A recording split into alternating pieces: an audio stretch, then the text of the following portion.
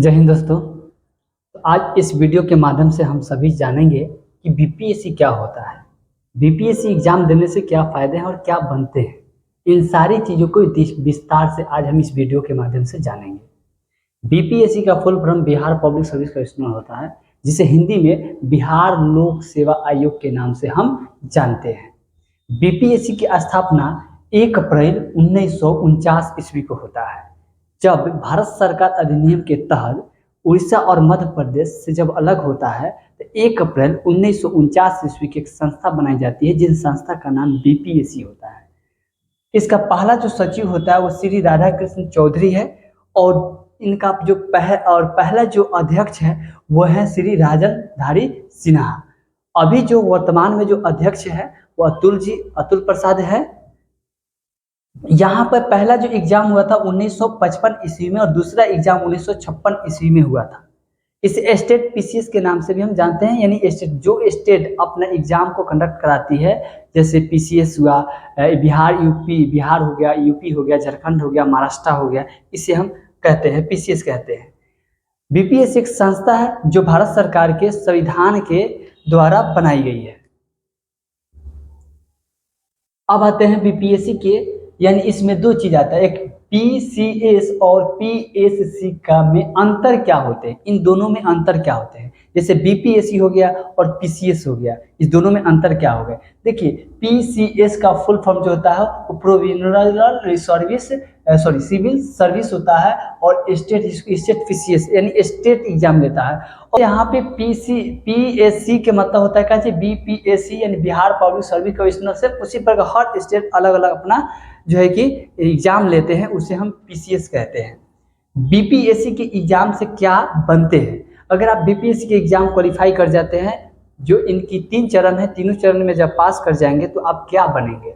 सबसे पहले अगर आपकी रैंक कैटेगरी के अनुसार अगर अच्छा आता है, रैंक 1 आता है, 2 आता है, या एक कैटेगरी के अनुसार आपका जो वैकेंसी रहेंगे उस हिसाब से आप पहले एसडीएम बन सकते हैं, डीएसपी बन सकते हैं, बीडीओ बन सकते हैं, आरटीओ बन सकते हैं, जिला अल्पसंख्यक कल्याण अधिकारी बन सकते हैं, एएसआई बन सकते हैं, ईटीसी और सारे इसमें पद भी आ जाते हैं। बीपीएससी संस्था एक ऐसी संस्था है जहां पे बिहार के एग्जाम देने वाले विद्यार्थी जो होते हैं, कर्मचारी होते हैं, ऑफिसर जो होते हैं, उनसे प्राप्त किए जाते हैं। जैसे इसके तहत बहुत सारी चीज़ों का एग्जाम होते हैं। अभी हाल ही में जो है कि बीपीएससी के तहत एग्जाम टीचर का लिया जाएगा, तो ये आप लोग भी जानते हैं।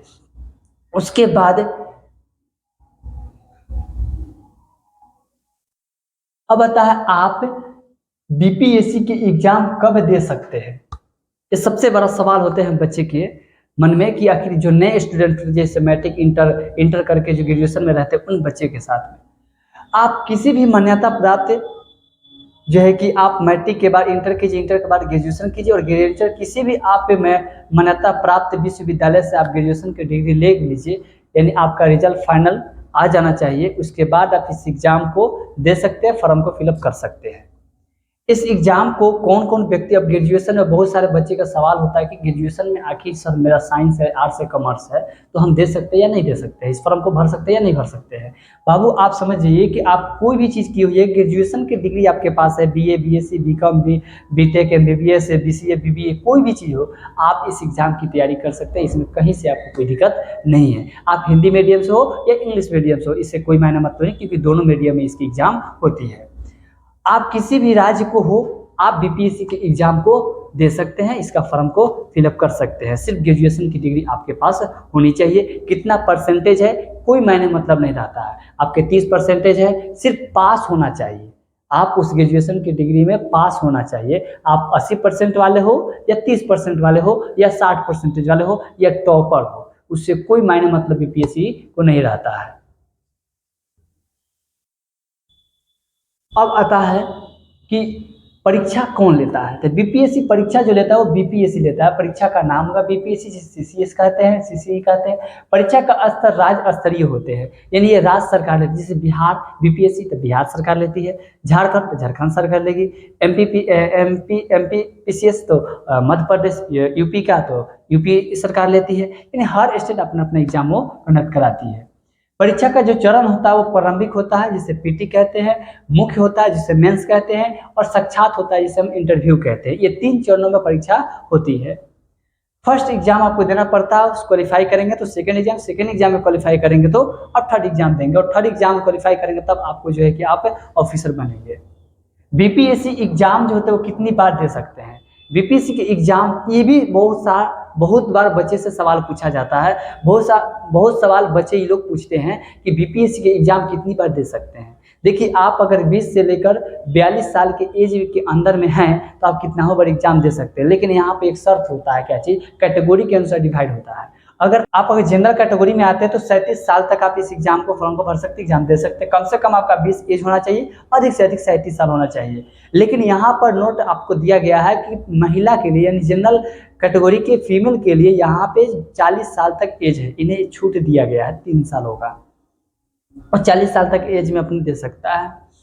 ओबीसी जो कैटेगरी के हैं, ओबीसी कैटेगरी में होता क्या चीज़ है, वो 40 साल तक इस एग्जाम को दे सकता है, कम से कम 20 साल, और अधिक से अधिक वो 40 साल तक इस एग्जाम को दे सकते हैं। और इसी प्रकार जो SC ST कैटेगरी से जो अंतर्गत आते हैं वो 42 साल तक इस एग्जाम को दे सकते हैं, कम से कम 20 साल, और अधिक से अधिक 40 साल तक।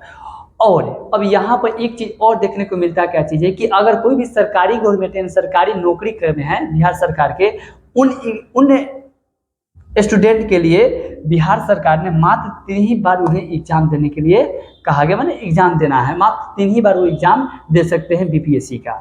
तो ये चीज़ यहाँ पे सरकारी नौकरी वाले के लिए फ़ायदा नहीं है। लेकिन हालांकि वो अगर नौकरी छोड़कर बीपीएससी की तैयारी करते तो वो भी एज के अनुसार वो भी कितना बार एग्जाम को दे सकते हैं, इसमें कहीं से कोई दिक्कत नहीं है। सिर्फ एज के प्रबंध, यानी एज जितना कहा गया उसके अंदर में अगर आप कितना भी देते हैं एग्जाम तो उससे कोई फर्क नहीं पड़ता है।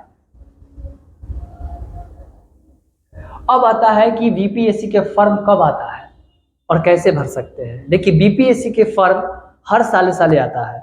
अब इधर 2017 के बाद से हर साल आ रहा है, लेकिन पहले नहीं आता था। बीपीएससी के फॉर्म कैटेगरी के अनुसार भी इसका फी डिसाइड होता है। अगर आप जनरल कैटेगरी में है तो 600 रुपया है, अगर आप ओबीसी कैटेगरी में है तो 600 है, और SC ST में है तो आपको 150 रुपया लगता है। इसका फॉर्म जो है कि जून जुलाई के आसपास में आते हैं। अभी 68वीं तक का एग्जाम हो गया है, 69 का जो है वो अभी फॉर्म नहीं आया है, लेकिन इसका भी कैलेंडर जारी हो गया है। 1 से 2 मंथ के बाद जो है कि इसका फॉर्म एग्जाम को ले लिया जाएगा, ऐसा है। और इस फॉर्म को जल्द ही फिलअप किया जाएगा, जल्द ही फॉर्म आने वाली है। तो आप सभी इस एग्जाम की तैयारी के लिए बेहतर हमसे जुड़े रहे, और आप लोगों को मैं गाइड करते रहूँगा। देखिए, इस एग्जाम में जो होते हैं बहुत सारी चीज़ हैं, आगे मैं बताऊंगा इस वीडियो में। आज मैं इतना बता दिया हूँ पहला एपिसोड में कि बीपीएससी क्या होता है और क्या क्या होता है, ये सब सारी चीज़ जान गए। अब अगले वीडियो में हम मिलेंगे, तब तक के लिए जय हिंद।